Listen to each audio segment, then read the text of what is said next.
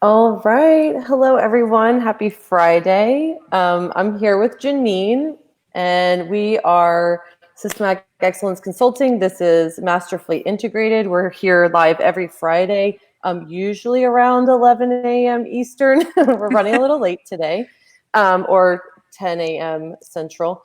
And so today well, first let me make sure that it worked because it was a little slow to load. So let me just verify that we are actually live on the page. We need to. This Friday's acting a little Monday-ish. I know, right? It's like the pages they don't want to load, but I just want to make sure before we get too far down the road here talking. Okay, it looks like we're live, so we're good there. All right, so today we are going to talk about what to look for when hiring a bookkeeper. So on our episode of Systematic Excellence podcast, episode 19, we interviewed Chris Mims, our bookkeeper, who is amazing.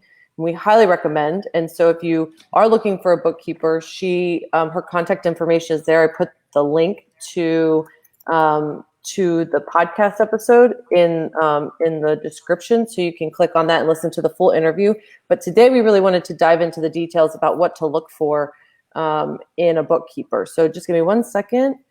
Here we go. Okay, perfect. So now we're good.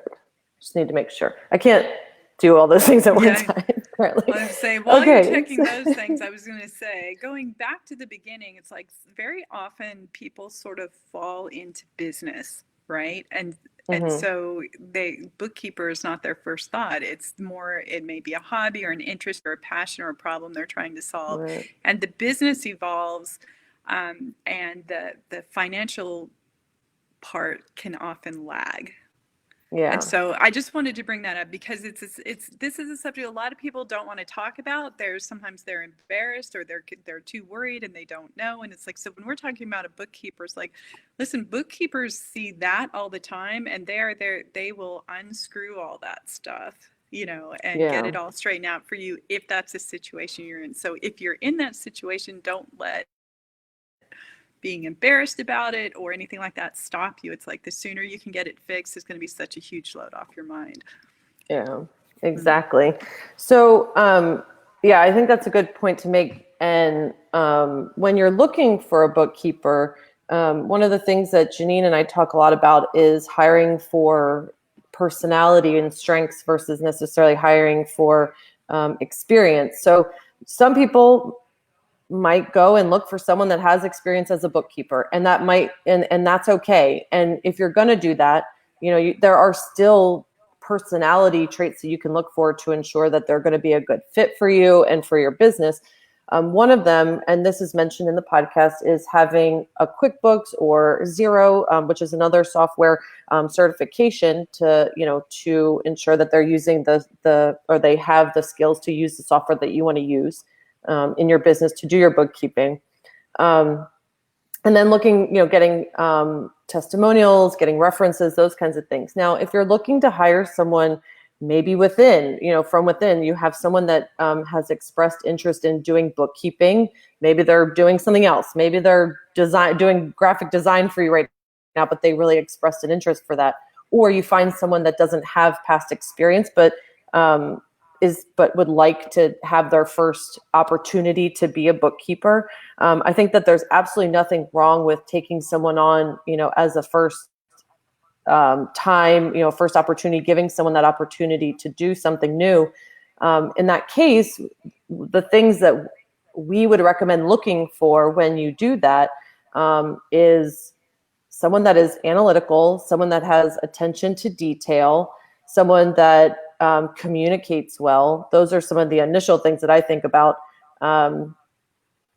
Any more, do you think, as far as personality traits and or just things that well, the thing that skills comes to that they mind for have? me is the VAs, right? Because both very Mhm. often bookkeepers and almost all the time VAs is somebody's first venture into being a service provider. And there's a large pool of VA people out there, and they're kind of jack of all trades, right? And they're often finding that thing that they most love to do, and that's a place to look for them.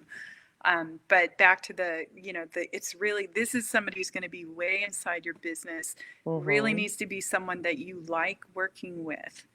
And then, of course, you want them to have the strength to be able to do the job. I think consistency, responsibility. I mean, all of those things are important. And as far as consistency, it's important because there's ongoing tasks that need to be done for bookkeeping. Things need to be recorded and rectified in the accounts, and having attention to detail is so important for that. And then communication too. So making sure that you're in communication with your bookkeeper. I think we probably talk to Chris, once a week, maybe if there's something going on more than that, but at least once a week, we talk to her. I really think that those are important attributes that the person needs to have in order to be a successful bookkeeper. Yep. For sure, as far as the communication, because you want someone who's open to learning, and they need to be able to communicate with the accountants, right? Otherwise, if they're not going to understand the application of what's going on with these numbers, then they're just doing data entry, and they're not really looking out at the bigger picture of what's going on for your business. I also think that regardless if you hire from within, so if you would take someone that is doing something else in your business and then they decide that they want to be a bookkeeper, or if you hire someone for the first time opportunity to be a bookkeeper, I would make sure that in the job description, you explain that whether your expectation is that they must have the certifications before they can take the job, or are you going to provide the funding for them to get those certifications? Now, providing funding to someone is more an employee setup versus a contractor setup. So it could be something like you allow them to come on board, but they have to finish the certification in X amount of time, and it has to come out of their pocket. And then they understand that they're paying for it themselves, and they understand that the expectation is it has to be done. You're still going to bring them on board and have them start working, but they need to get the certification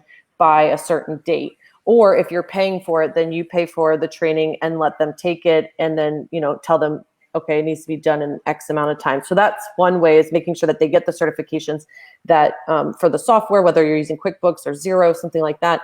The other thing is having them read something like Profit First. I mean, that's a big deal. So we have Profit First set up in our businesses. And I say businesses because Janine and I both own our own businesses, along with being partners in Systematic Excellence Consulting. And we use it in all the businesses. And I mean, we highly recommend it as well. So if that's a methodology that you want to use, I would then buy the book for the person, or let the contractor know that they have to read that book, and that's what they need to implement. And if you're going to give them that first opportunity, or even if they're an experienced bookkeeper and they don't know about Profit First, you need to set that expectation up front that this is what I want to follow. Here's the book, read it, then let's talk about it, and then I need you to implement that. And that's part of your contract or project for going forward. Yeah, I recommend the book to look at, just to give you a perspective. It's like, regardless whether you use that method or not, I mean, your goals here is it's still really good. You want to make sure that you have a profit and you're getting to benefit from that. Otherwise, what are you doing with your business, right? And the other one is that tax time shouldn't strike fear into your heart. Right. It just really shouldn't. And we just had tax day, and I think I saw a lot of people looking nervous when I was at the post office with some stuff. So yeah.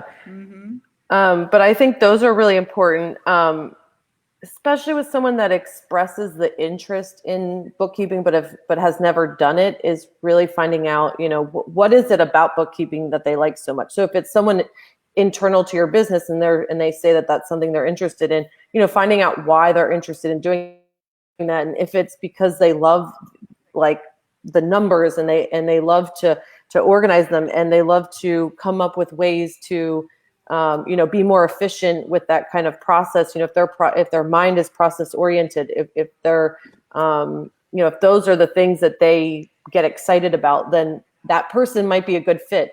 Now, if they get overwhelmed by using spreadsheets and stuff like that, might not be a good fit, like if they're, if they don't enjoy that kind of thing, or finding ways to be more effective with the process, really, or if numbers or whatever.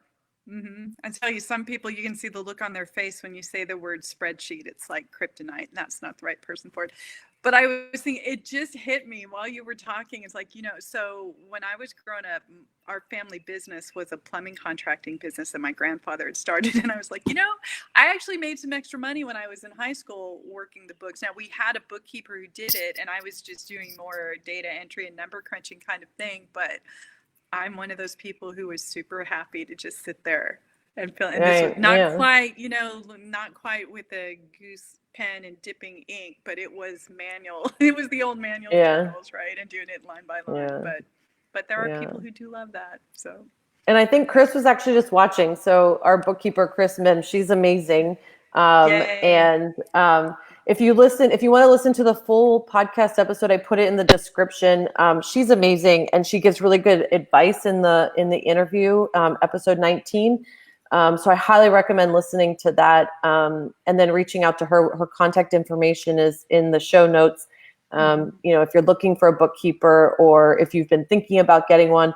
And I have to say, having a bookkeeper that communicates really well is so important, because I cannot have my brain try to remember what the bookkeeper has to remember to tell me, right? Like I just don't have the capacity for it. And so Chris is very assertive in that way. And that's something I think a bookkeeper should be, because my expertise is not in bookkeeping. And so I tell her, I'm like, look, I need you to break it down for me. I need to tell me what your recommendation is, and then I can make a decision on what's good. I need to get some context. I need you to tell me what your recommendation is, and I can make a decision.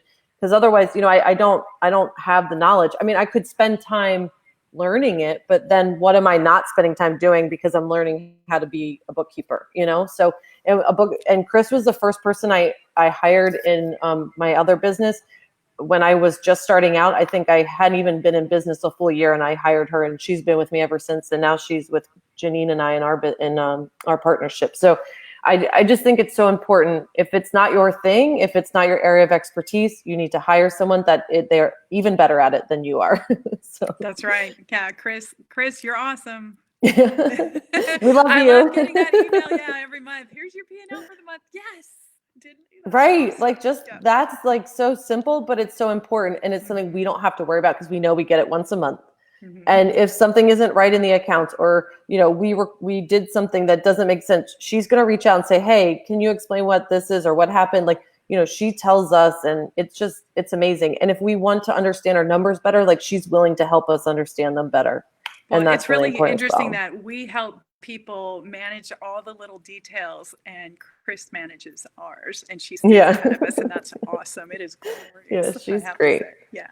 So just to so I just want to recap again the interviews on our podcast webpage. I put the link in the description, and whether you decide to hire someone that has experience as a bookkeeper, or someone that doesn't, that decision's up to you, and it really just depends on what your expectations are, if you're willing to work with the person or not. But just keep in mind some of the things we talked about, being analytical, being able to communicate well, being assertive, obviously loving numbers, and willing to learn whatever system. So if they're brand new and they've never used QuickBooks or Xero before, being willing to learn the system and put a process in place to do that.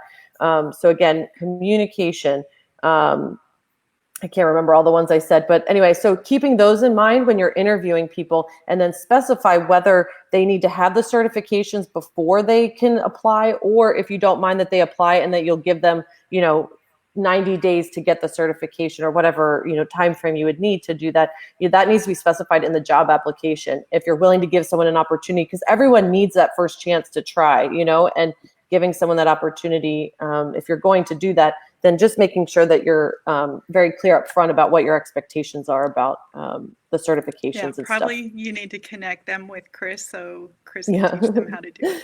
Yeah, exactly. Go, and then also, don't forget about Profit First, the book. So we recommend, if that is something you're going to implement, you want to buy that book for your bookkeeper if they're not if they've never implemented it before, that's a great way to, have them read that and learn it and then implement it. Did you have anything else to add? Nope. Okay, awesome.